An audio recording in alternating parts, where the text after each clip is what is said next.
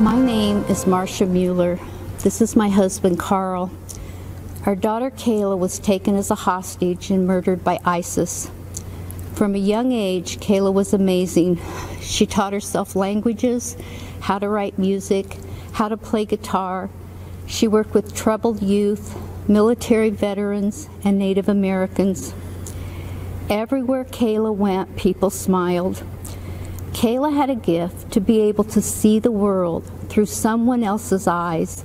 She became a humanitarian aid worker, and when she was helping children at an orphanage in India, Kayla wrote, "I find God in the suffering eyes reflected in mine.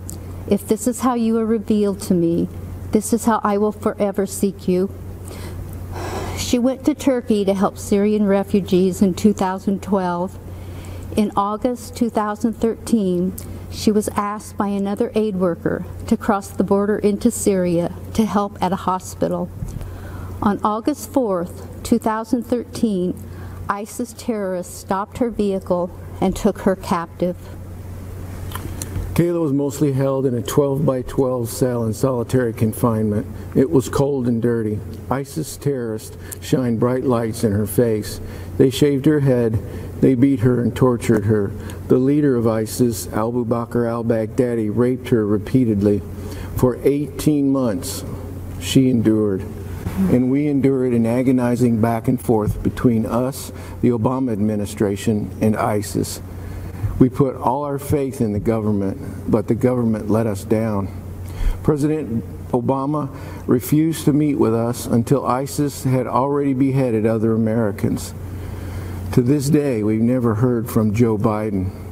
Instead, the Obama administration hid behind policy so much that we felt hopeless when they kept us from negotiating to save Kayla's life. The administration showed more concern for the terrorists in Guantanamo than the American hostages in Syria.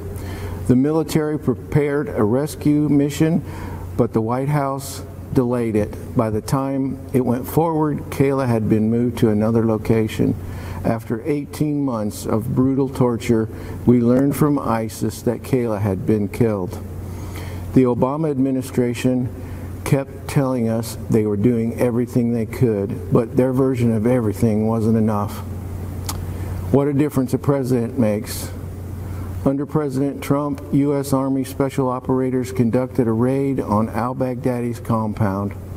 After we learned that Al-Baghdadi was killed, we learned something else. The operators named themselves Task Force 814 after August 14th, Kayla's birthday. And the mission was named Operation Kayla Mueller. To those soldiers, thank you. Kayla was looking down on you. The Trump team gave us empathy we never received from the Obama administration. The Obama administration said it was doing everything it could. The Trump administration is. Let me just say this. Kayla should be here. If Donald Trump had been president when Kayla was captured, she would be here today. When Kayla was a hostage, I'd go outside at night and look at the moon. I'd look at the moon and I'd promise her I'd do everything I could to get her home. Now when I see the moon, I'm reminded of my promise to her I couldn't keep. All Kayla wanted was to make it home. We are still working to find her, and God willing, we will bring her home. Kayla was born a miracle.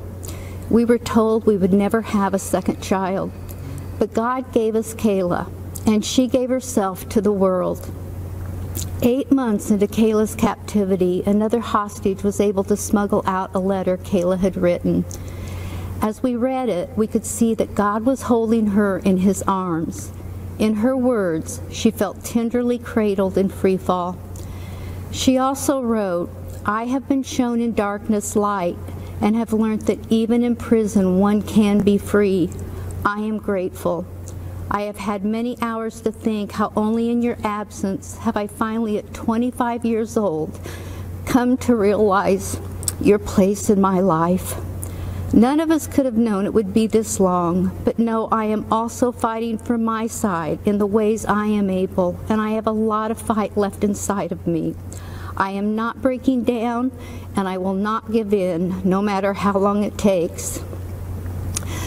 Kayla taught me so many things as her mom. She's still teaching us.